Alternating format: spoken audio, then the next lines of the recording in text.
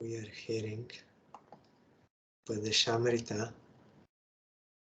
We are now at 5th verse, commentary by Srila Bhaktisiddhanta Saraswati Goswami Thakur.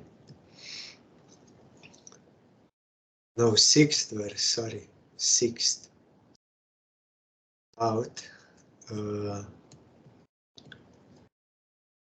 the topic that we should not see any kinds of material faults in pure devotee. Means if we see any kind of these material faults, we should not think that they are contaminated by them and that there is some mistake in them. No, like Ganga with all those things in the water, she's still transcendental like that. A self-realized soul is always connected with Krishna, so he is faultless.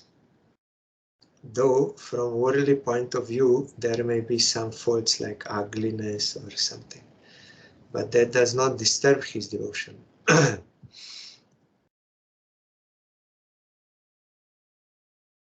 Then we also heard yesterday, Krishna is saying in Gita, though sometimes sadhaka devotee may do something wrong due to previous bad sanskaras, but still you should not criticize him because he is rightly situated, means he is worshipping me. And very quickly he will be purified of all those previous samskaras and will get eternal bliss. So you should not criticize him.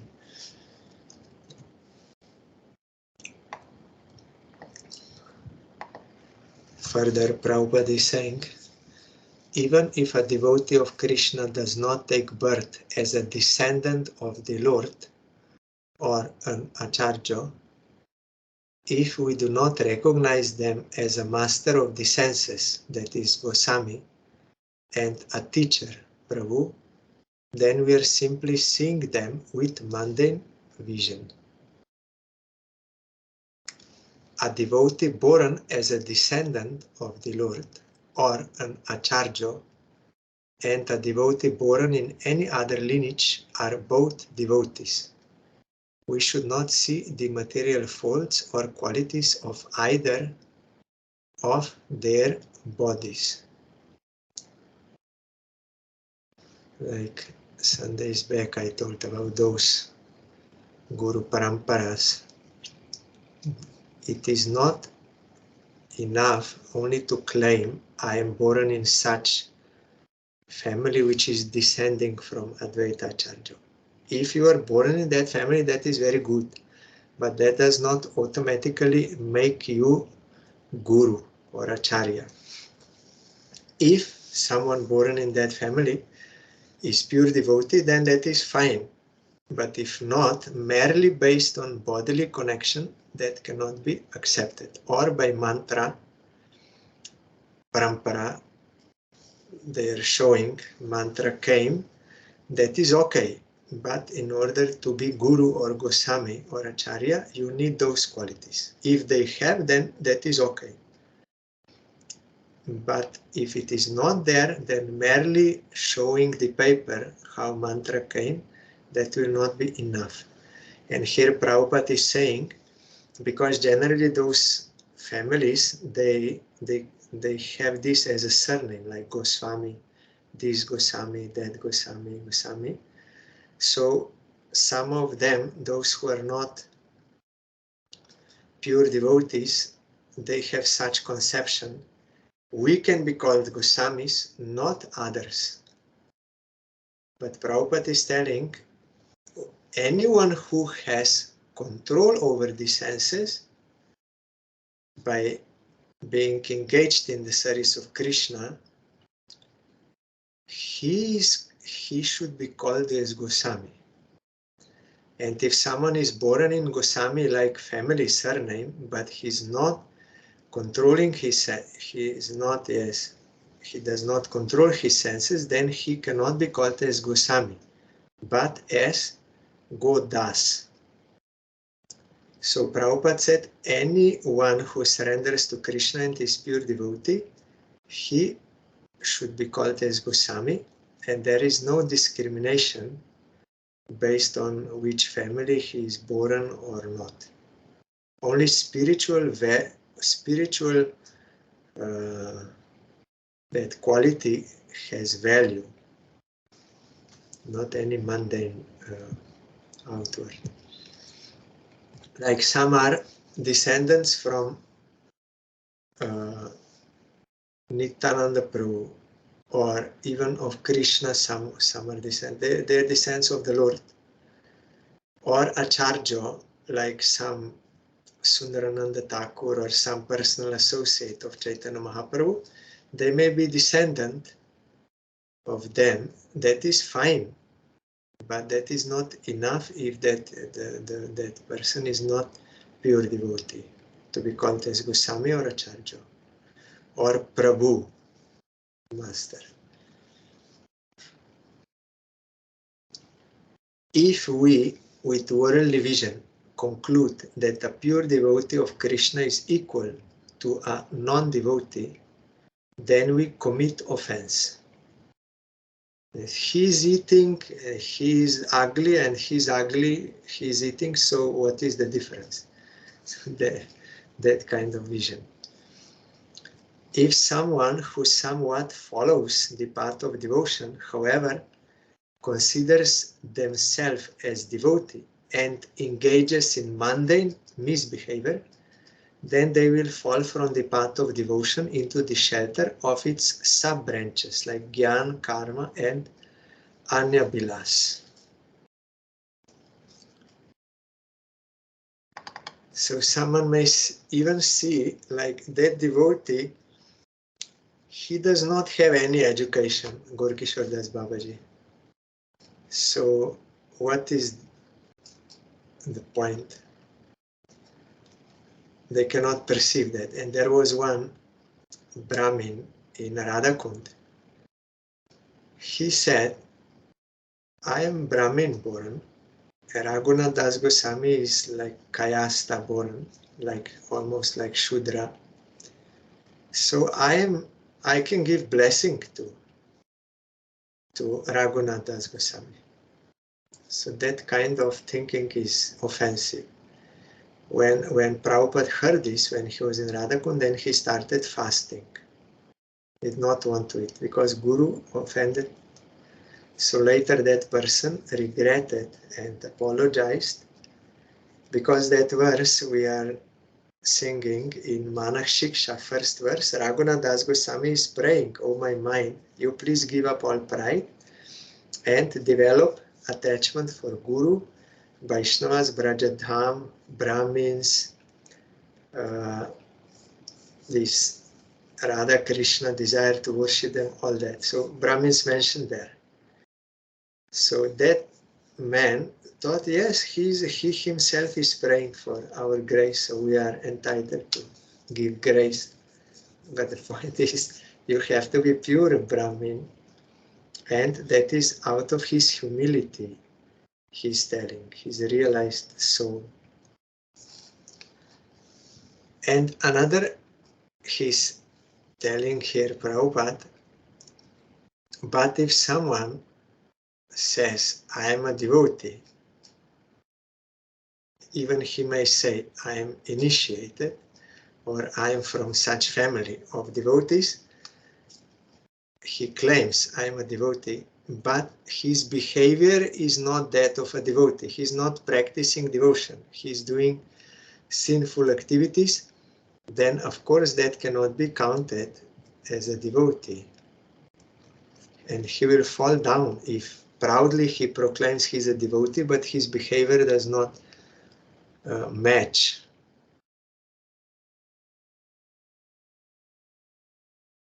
When social or bodily misbehavior is seen in a pure, exclusive devotee, those who think less of them upon seeing it quickly become offenders of such Vaishnavas. Social or bodily misbehavior, like gopis, they also don't follow social rules for the service of Krishna. And there are other examples also. So, but they are pure devotees, and they, from worldly point of view, it is seen like that is misbehavior, but it is not. So if someone thinks less of them, then they become offenders of such Vaishnavas. That said, our propensity for devotion is destroyed by the association of those who misbehave according to mundane vision prior to attaining exclusive devotion. If misbehavior remains within a devotee who is an expert in service, however, those who see that, just by seeing it, become offenders.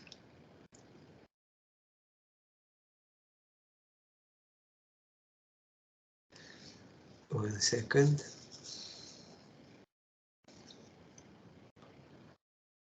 Yes, if someone misbehaves, but not having devotion, by associating with him, our devotion will be destroyed. But if someone became a devotee and some misbehavior remains within him according to mundane vision, then if we see that, then we become offenders.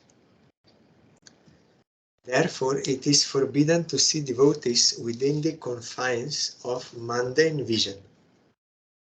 The presence of such misbehavior does not destroy exclusive devotion. In the eyes of unintelligent observers, however, it is a great disturbance.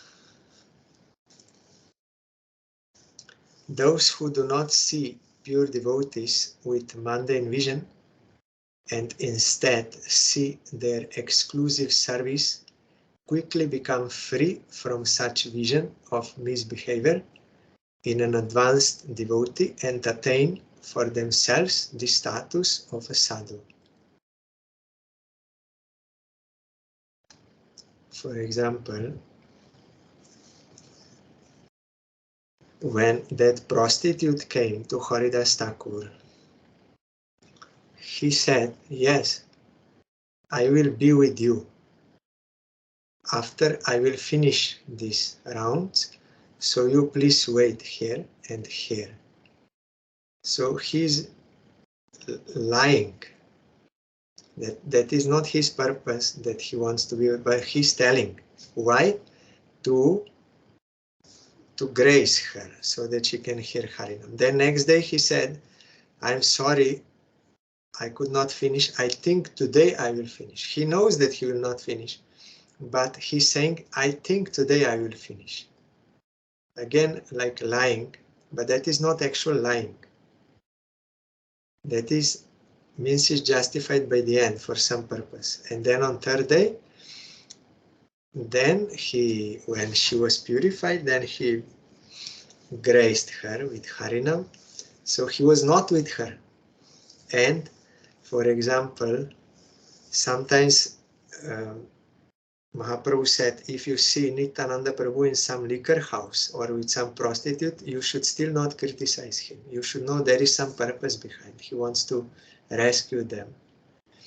Or, for example, when Sanatana Goswami was in prison and he spoke with that jailer and he told him that I gave you this job, so I did a favor to you. So now you also return that favor and release me. So to ask for a favor in return, that is not moral. Also, then he said,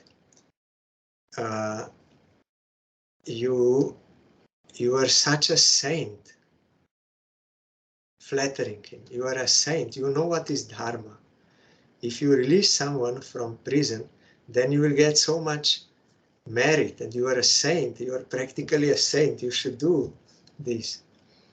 Again, that jailer did not want. Then Sanatana Goswami said, you you release me because I will not stay here. Don't be afraid. I will go to Mecca. I will become Muslim mendicant and I will go to Mecca, holy place, and I will stay there.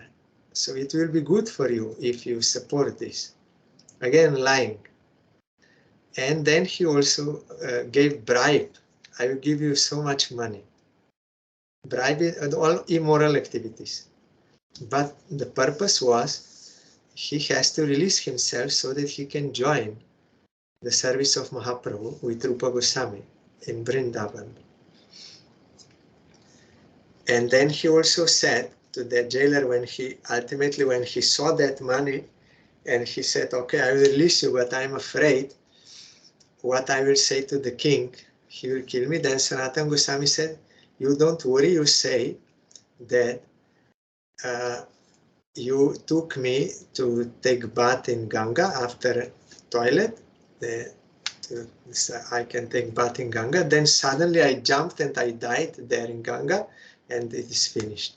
So you say that to the king. Means he's telling him to tell lie. That is immoral. But in this case, it is not immoral.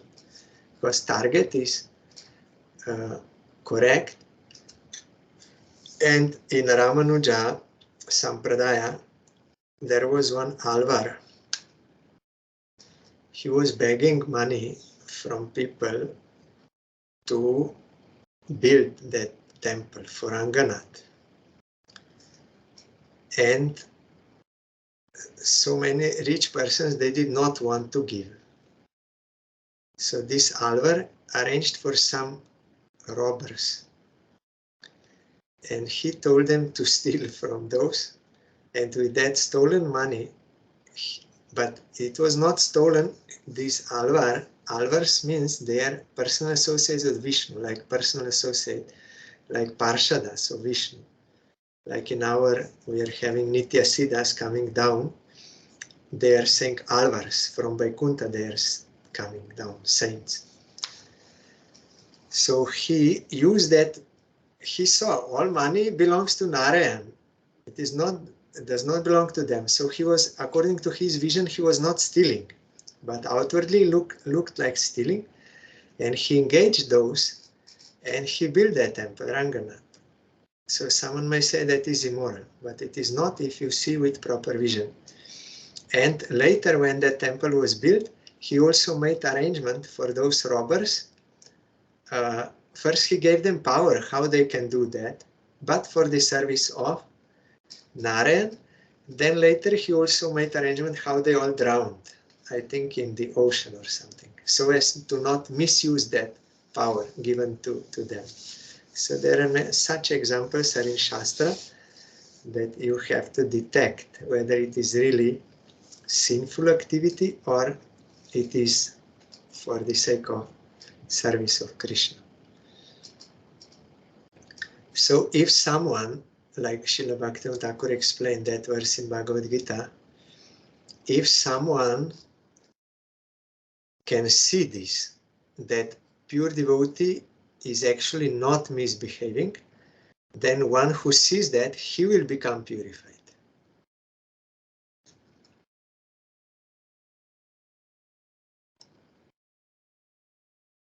All Vaishnavas who have taken shelter of the path of devotion fall down if they think devotion to the Lord is confined only to the descendants of the Lord, that is Mahaprabhu and his associates, an Acharya or a Vaishnava, and see with their mundane vision faults in the body or nature of devotees. They think it is our monopoly.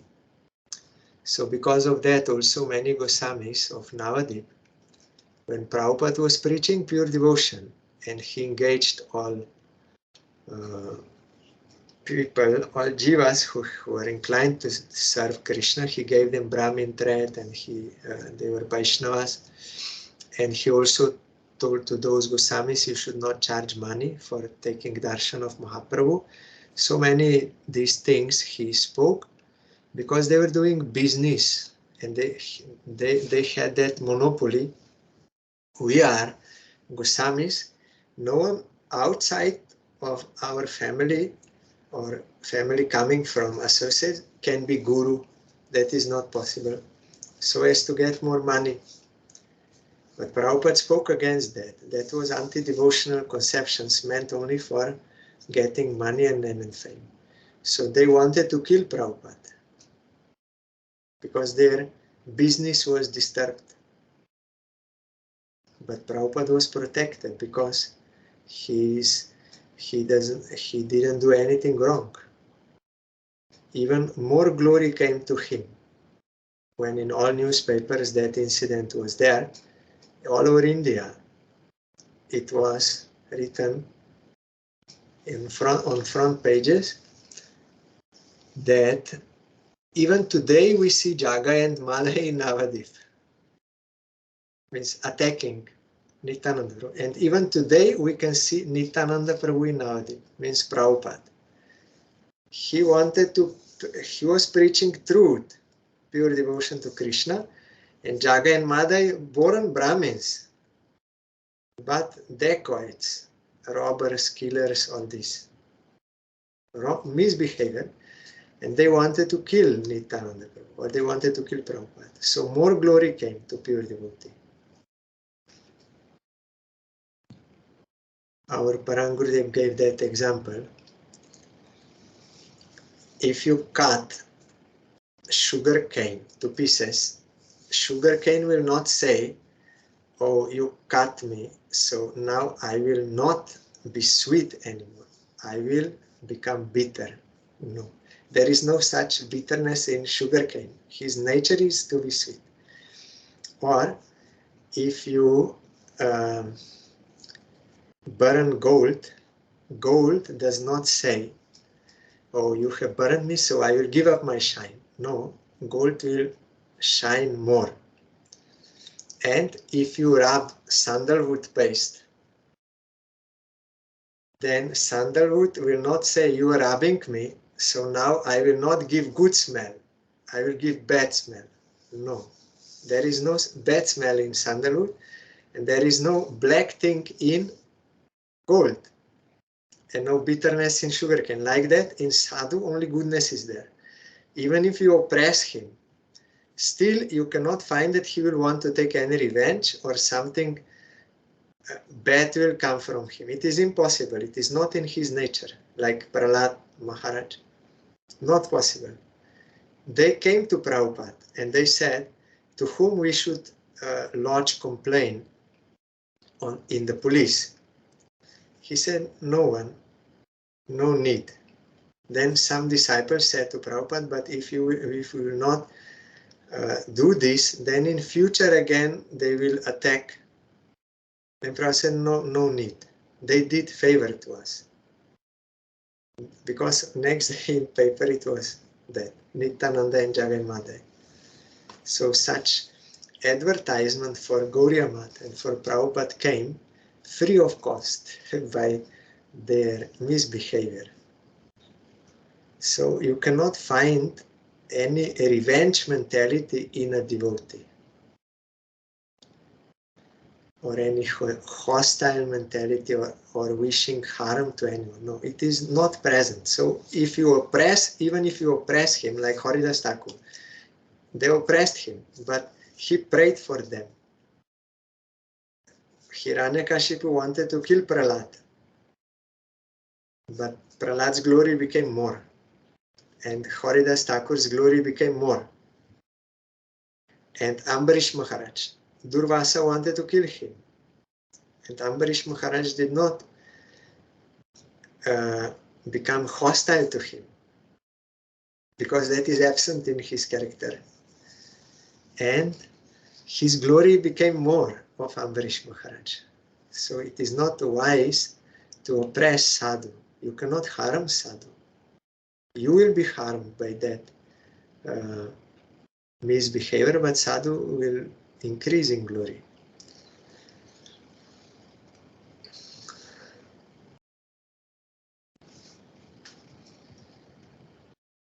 Our Gurudev also gave that example.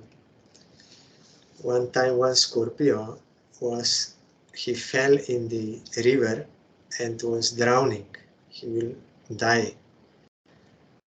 Then one sadhu saw, and he picked him up, wanted to take him out. At that time, Scorpio beat him, and because of that pain, sadhu had to drop. Again, he fell in the river.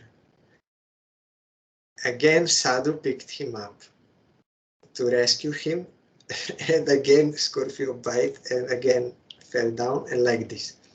Then another person there, he said, "Oh sadhu, you give him up. You see, he's always biting you. You let him die. You want to rescue, that is okay, but he's always biting, so you give up this effort." Then sadhu said, "What I can do? It is his nature to bite, and it is my nature to rescue. What I can do? I cannot give up my nature, he cannot give up his nature." So sadhu is like that. Even if you harm him, still he will want good for you. So it is not so easy to become a sadhu. But there are some sadhus, those who are exclusively unconditionally surrendered to Krishna. They are on that transcendental platform. They really are like this, like tree. If you cut tree, still he will give all benefit to you. Nityananda Prabhu also, Jagai and Madai, they wanted to beat him, and Madai even threw that pot of wine, earthen pot, into his head, and there was bleeding. That is, of course, Lila. But Nityananda Prabhu wanted to rescue them, and he forgave and prayed for them to Mahaprabhu. Mahaprabhu came there to kill them with Sudarshan Chakra, but Nityananda Prabhu said, "No, don't kill them. Not in this avatar. We are not killing demons. Only we will kill their demoniac mentality. So you give them prem." So such is Nityananda. Not so easy to be sadhu.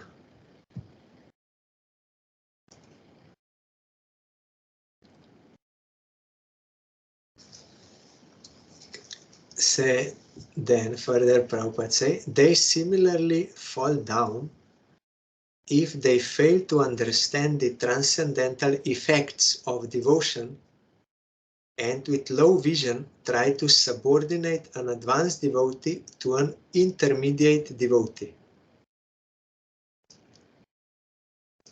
So someone is Uttamadhikari and they think he's a Madhyamadhikari, that is also offense, if they cannot understand his position. If we become maddened with pride in our seminal birth, means this family, fail to understand the behavior of perfected devotees, and commit offenses at their feet, devotion cannot remain within us. If we do not understand the behavior of great, realized souls who have developed taste, ruchi, for the Lord's service, and think that they are fallen, then we commit offenses to such Vaishnavas. No soul ever attains good fortune by learning at the behavior or thinking little of Vaishnava gurus who are great, realized souls. I will see what is this word leering.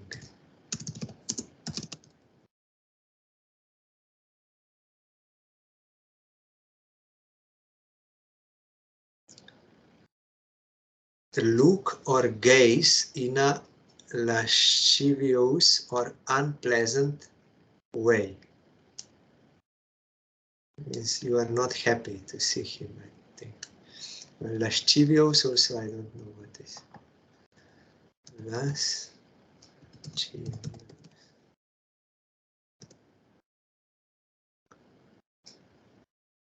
Feeling or revealing an over sexual interest or desire, lascivious.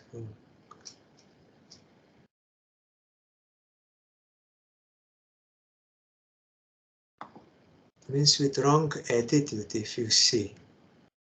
Look or gaze by in a lascivious or unpleasant way.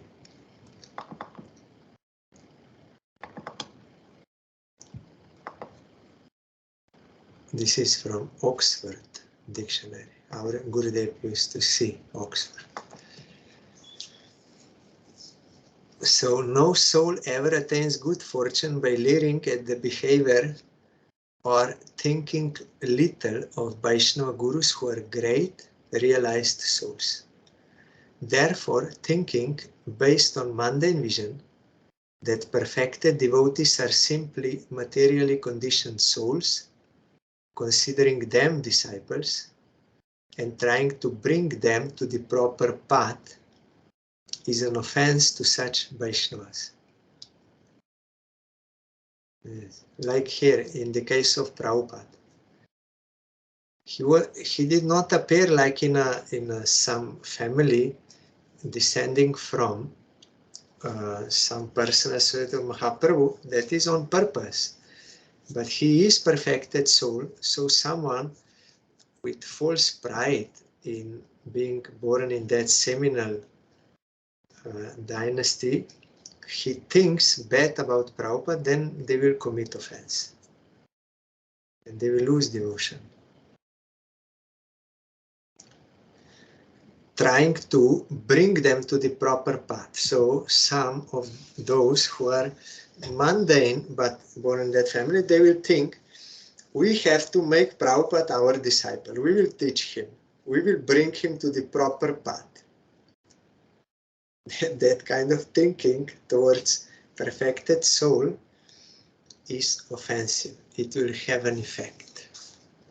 There will be lesson behind that. Understanding that there is a difference between practitioners who have not developed taste and perfected devotees, we have to understand one of them to be a disciple and the other to be a guru. So those who did not develop taste, they are disciples, and those who are perfected devotees, they are gurus. We should not give advice to a guru, and we should not accept advice from disciples. This should be understood. So someone of like beginner, he thinks I can advise guru.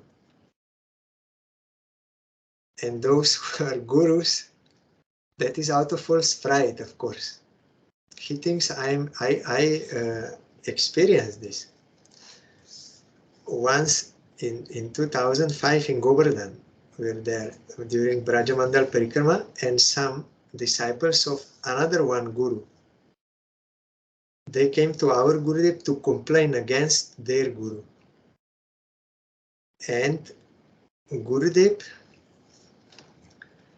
I think he understood that they just want to say, they did not come to hear. Or maybe he explained something to them, I don't remember exactly, but one thing I remember very clearly. When they left the room, then Guru said, this is not good. They think they know more than their Guru. This is not good. So disciples, maybe they learned some scriptures and they don't understand exactly the meaning.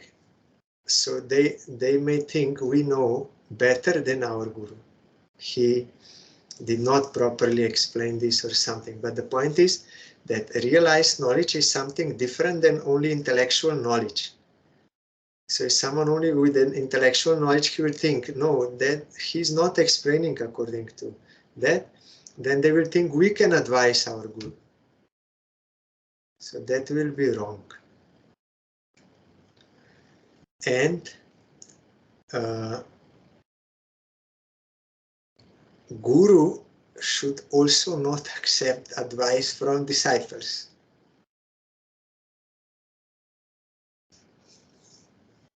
That I also experienced. One time I tried to, in Calcutta,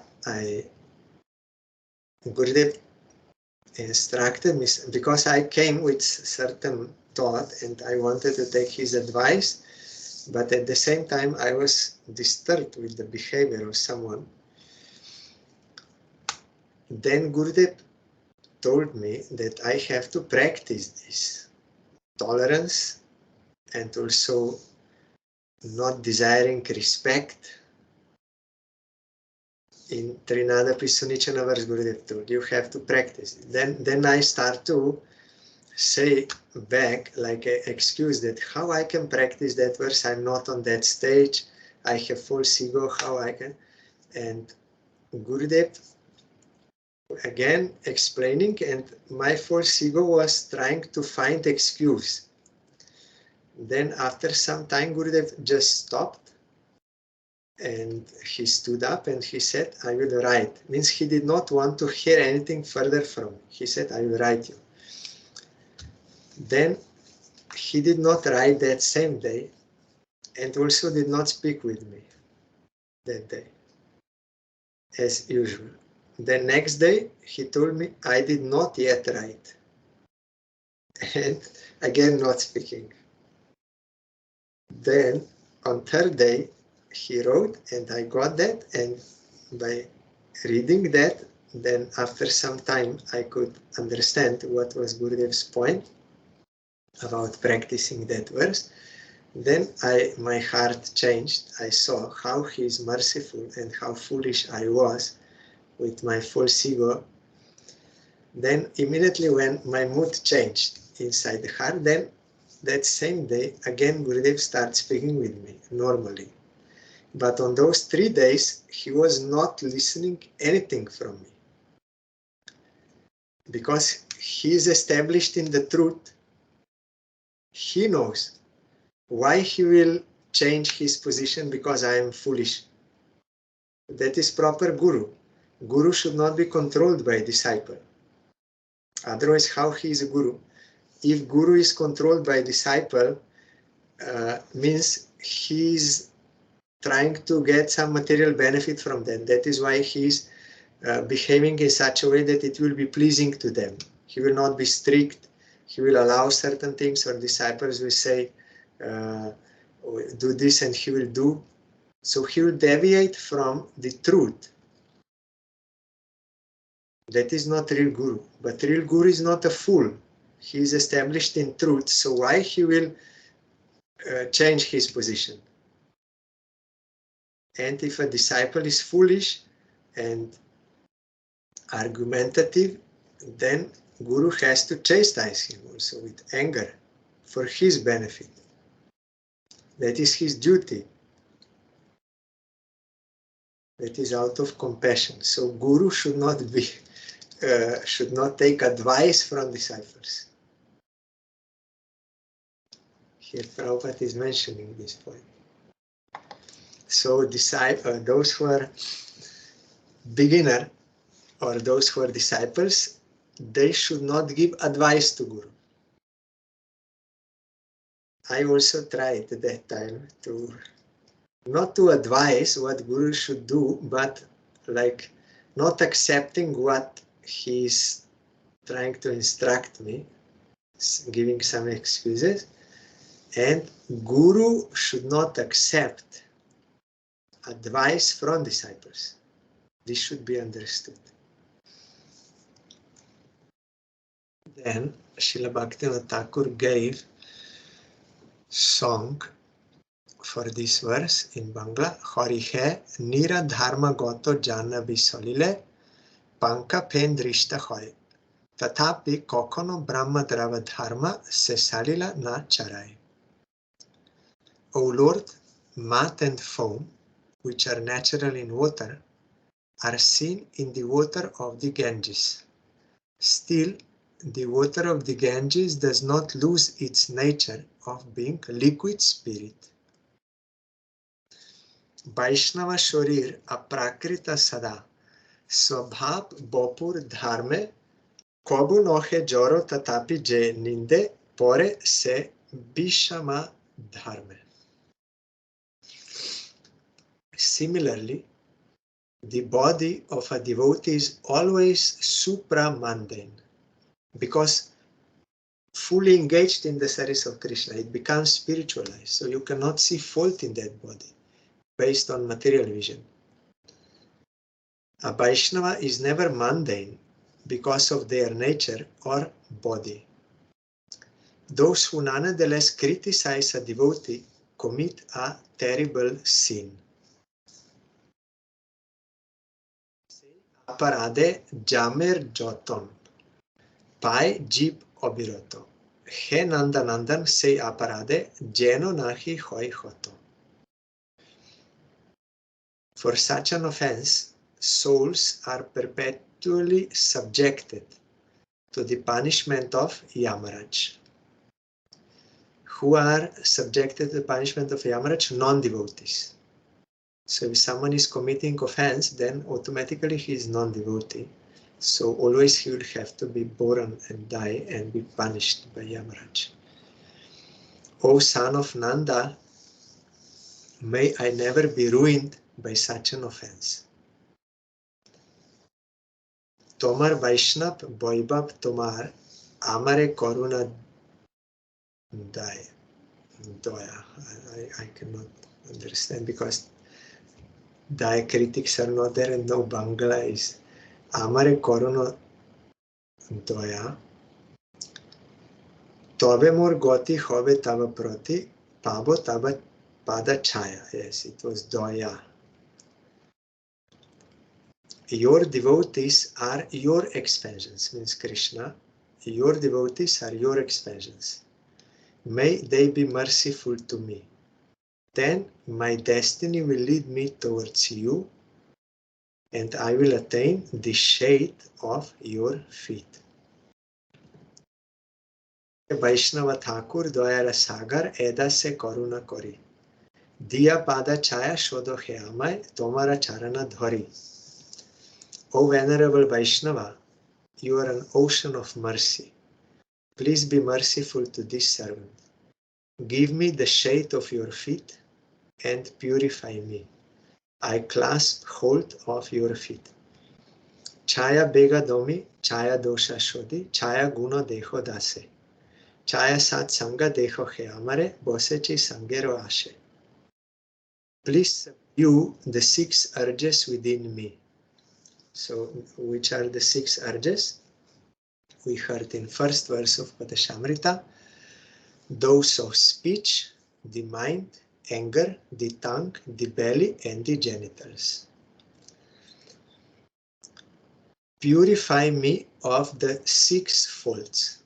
Which are the 6 faults? Second verse of Upadesamrita says, over accumulation, over endeavor, unnecessary talk, prajalpa, misapplication of rules, association with non-devotees, and fickle-mindedness.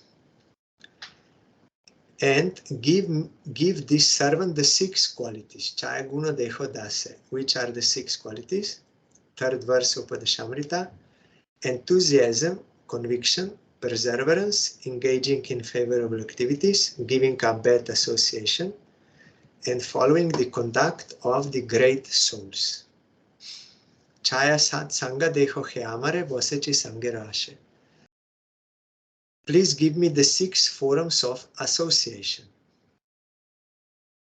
That is, giving and accepting gifts, discussing and inquiring about confidential matters, and giving and partaking of foods. That is in 4th verse of Upadesamrita. I have said before you with the hope of attaining such association. That is, Bosechi Sangero Ashe. I came to you to get this association with you. Ekaki amar nahi pai bol, Hari Nam Sankirtana. Tumi kripa kori Shraddha Bindu diya, Deho Krishna Nama dhone. Alone, I do not find the strength to fully chant the name of the Lord. Please be merciful and give me a drop of faith. Give me the wealth of Krishna's name.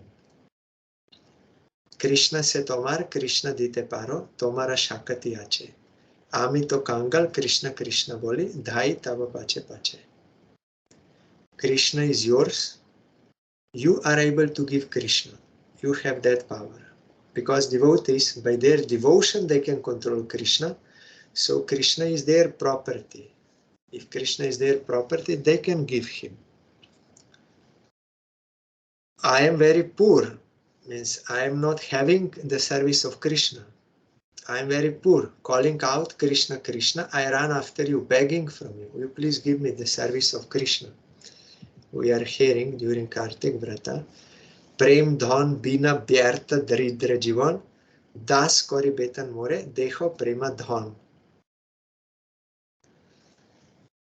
Without the wealth of Prema, love of Krishna, my life is poor and useless. Prem Dhan Bina Byartha Daridra Jivan. Byartha means useless. Or our Gurudev is futile, useless, Byartha, Daridra, that is poor. Although someone may have a lot of money, but he's actually poor. Why? Because not having love for Krishna. So, O Supreme Lord or Vaishnava Thakur, you das prem don bina Byartha Daridra Jivan, das kori betan more deho premadon. You make me your servant, engage me in your service, and for salary, payment, veton, you give me this wealth of Krishna, this money or this wealth I want. Mahadhan. Chaitanya Mahaprabhu said in Chaitanya Charitamrita, Sanatana say Mahadhan. By following sadhana bhakti, Sanatana Goswami, you will get Mahadhan, great wealth, not this worldly money.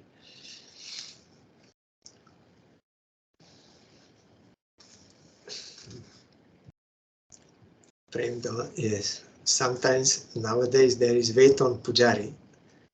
That is not good. Pujari, he's ready to do puja if he gets some money. That is Veton Pujari, paid Pujari. That is not proper. He is not realizing his actual relation with Krishna. He should serve for his satisfaction, not for something in return. And Krishna is maintainer. He should not demand money.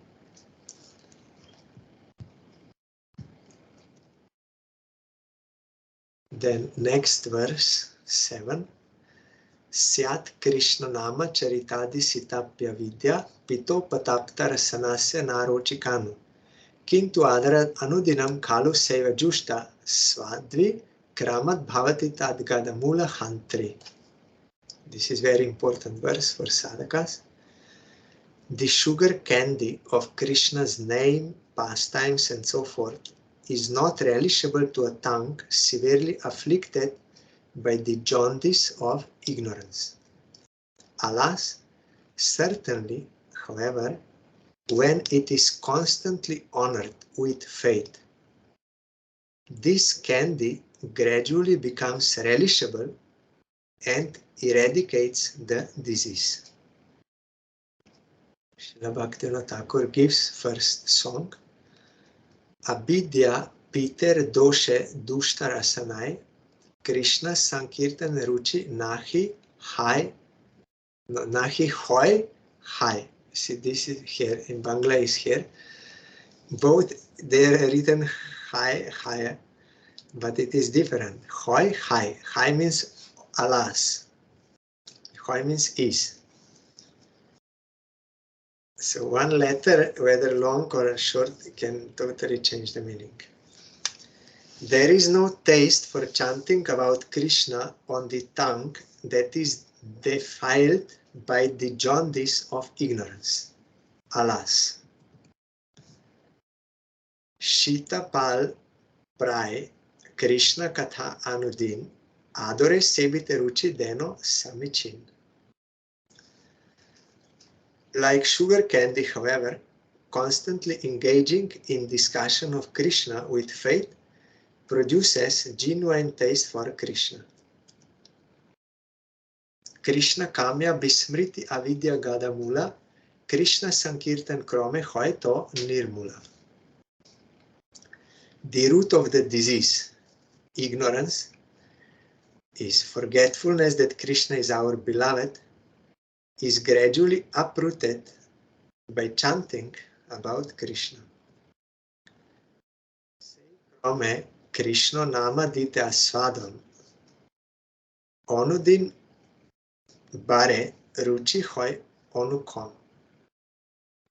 By chanting, taste for Krishna's name, pastimes and so on increases day by day and becomes constant. Tomorrow we will read the prose of Srila Bhaktivinoda Thakur. The point is, when someone gets jaundice, that is pitta dosh, your pitta will come all over the body because liver cannot work properly due to that virus in liver. So everywhere in your body there is bile, pitta, and your body looks yellow and eyes and everything. I got once in Calcutta. And bile is there. So when you take sugar candy, you will taste it is bitter, but sugar candy is not bitter. You have bitterness on your tongue, so you are tasting bitter, that pitta. That is why if someone has pitta problem in Ayurveda, then for him it is good to take bitter things like neem, shak, this, they are pacifying pitta. So, but the only medicine for jaundice is that sugarcane juice. So you have to take that, although you will not taste it as sweet, but that will cure the disease. And as much as disease is cured, that biliousness is removed, up to that degree you can taste the sweetness of sugar candy. Then you can understand, really it was sweet, but I could not taste. Like that, someone who is in avidya, in ignorance, he will not taste Krishna's name as sweet. But if by faith, with respect, with honor, he takes that name regularly, then that will cure the disease of avidya and you can get the taste of Krishna's name, transcendental taste, not enjoyment taste. That is another thing. Transcendental taste comes from service of Krishna. So tomorrow we'll hear about this.